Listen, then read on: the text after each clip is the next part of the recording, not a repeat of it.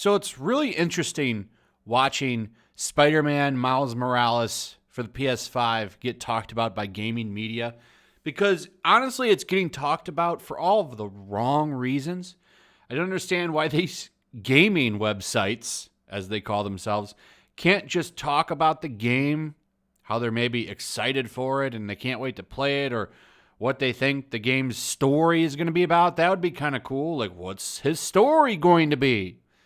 No, that's not what we're getting. Instead, and I knew it was going to happen, they're politicizing him, making demands of him that he needs to address these real world issues.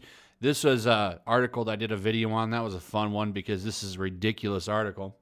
Making demands on him and saying he needs to denounce law enforcement and all this stuff, forgetting that in the game universe, Marvel game universe, or whatever they're calling the Spider-Man game universe, Miles Morales' dad is a fallen NYPD officer.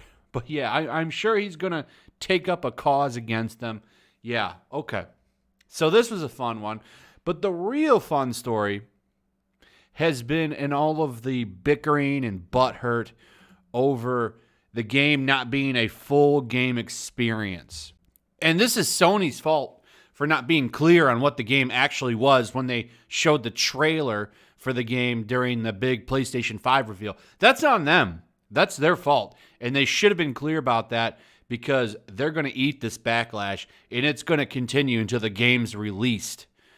I promise you, it's going to continue until the game is released. It's a shame that we can't just appreciate the game for what it is. I think it's going to be a fun game. I'm going to play it.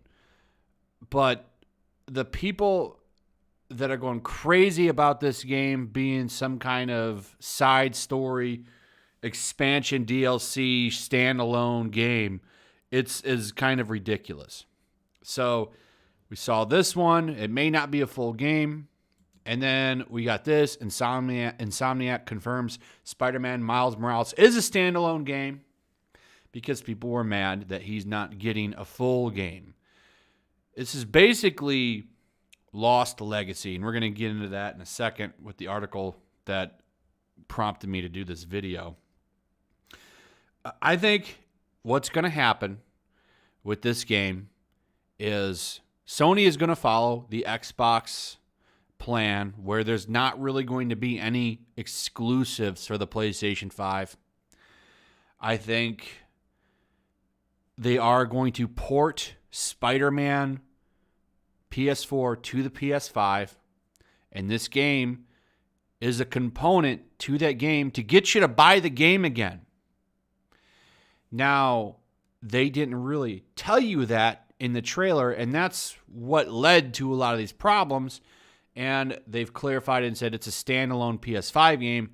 And I think what they're going to do now is give it its own release. So what happened was Lost Legacy was DLC for Uncharted 4. It was its own DLC as well because they released it separately. So if you didn't have Uncharted 4, you could still buy Lost Legacy in its own disc. So it was a standalone game. I think they're going to do the same thing here with the PS5 game. And to an extent, I think you're going to see it on PS4 as well. So if you have Spider-Man for PS4, you will probably be able to download this game. I do think this game is coming to PS4. I do. I could be wrong. Maybe I am. It's just my opinion. I'm speculating. It would make sense. They would make more money off of it by doing it that way. Maybe I'm wrong. Maybe this will be a PS5 exclusive. But that's not really what I want to talk about here. It's the people that are mad about what's going on with this game. As you can see, another article popped up complaining about Miles not getting his own full game. And I knew this was coming, and this won't be the last article you see on this topic. You'll see more, probably a few more. People are going to whine about it all the way up into the game's release. I don't know why people can't just enjoy the game and have fun and wait for it to come out or at least talk about what the game is. No, he should get his own full game. And I wouldn't have a problem with him getting his own full game. But at this moment in time, Miles Morales doesn't have the popularity that Peter Parker has. I mean, the fact that he's getting this DLC, I think, is pretty significant. Like, they're taking a chance with it, but it's not going to be anywhere near the cost that it would take to do a full-fledged Miles game. And I still think it would sell good, but it's not a guarantee like doing a Peter Parker game would be. That's just facts. And I have nothing against Miles Morales. I think Miles Morales is probably one of the better new characters. And Into the Spider-Verse gave him a lot of exposure and fixed him in a lot of ways, made him a much better character than he is in the current comics. So, it makes sense to give him something. And I think what I think this is a test to see how liked and how much this game will sell. And if it does really well, he probably will get his own game. And I do think he's going to have a significant role in Spider-Man 2. It makes sense. Anyone that's played that game knows how it ended.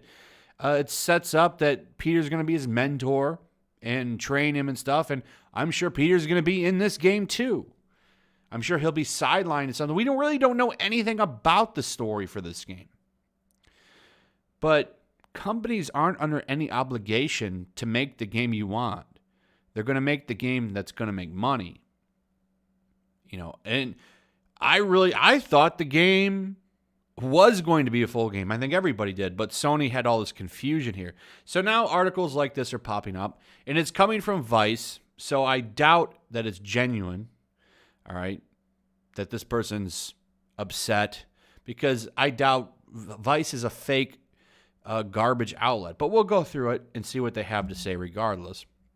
Yesterday's PlayStation 5 presentation opened with Spider-Man Miles Morales. Though the teaser was brief, I couldn't hide my glee. I've wanted to play as Miles Morales, the Black Spider-Man that is beloved by the fandom since I first saw the character make an appearance in Insomniac's Spider-Man game. Turns out this game is just a side story I should have known. So you can already see where this is going. All right. So people are disappointed that it's not a full-fledged sequel. And like I said before, this is Sony's fault. Sony made this bet. And they could fix this by really being clear on what their plans are, but they're not doing that. And that's what makes me suspect that the game is coming to PS4 as well, because they're not coming out and saying, hey, this is why we did it this way or whatever, because they want to keep the hype up for the PS5. I guess it'll depend on how loud all of these journalists get with the game, if they'll come out and clarify that a little bit early. Will they keep the momentum up on this? That's what I'm wondering. So, continuing on, Black people are used to being DLC side stories and expansion packs. There are very few games with black characters where they are the leads, though one such game was announced last night. Arcane's Deathloop black video game protagonists are so rare that I can count them on my fingers. I'm glad that Miles Morales, a very good boy who has never done anything wrong, will join that list.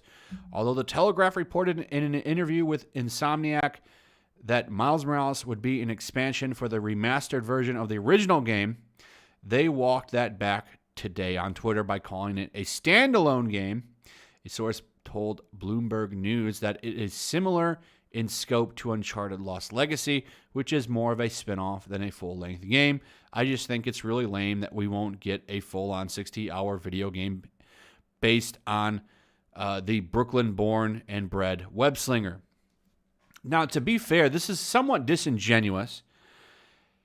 Spider-Man for the PS4, on average, I believe, is a 20-hour game.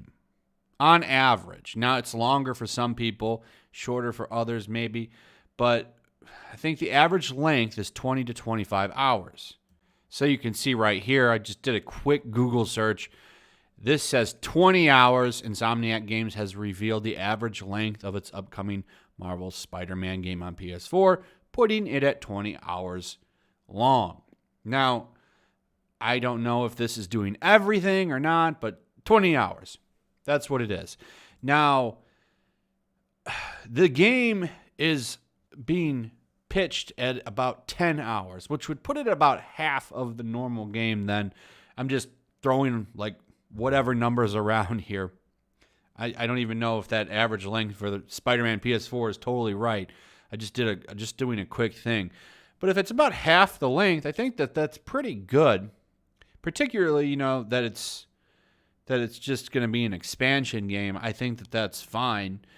I think that people should be happy it's being made, to be honest, because if it does very well, that gives you the opportunity to see that full-fledged Miles Morales game. Well, people don't want to prove anything.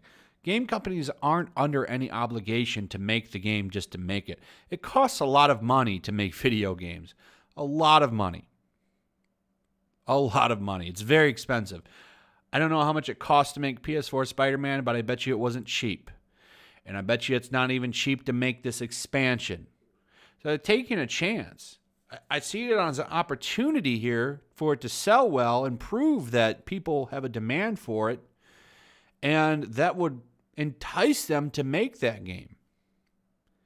I mean, I think the excitement alone that people had for it should have shown you, but we'll see what happens. But nobody's under any obligation to make what you want, I wish I could get a superior Spider-Man video game or a Scarlet Spider-Man video game, but that's never going to happen, And they're not under any obligation to make that game.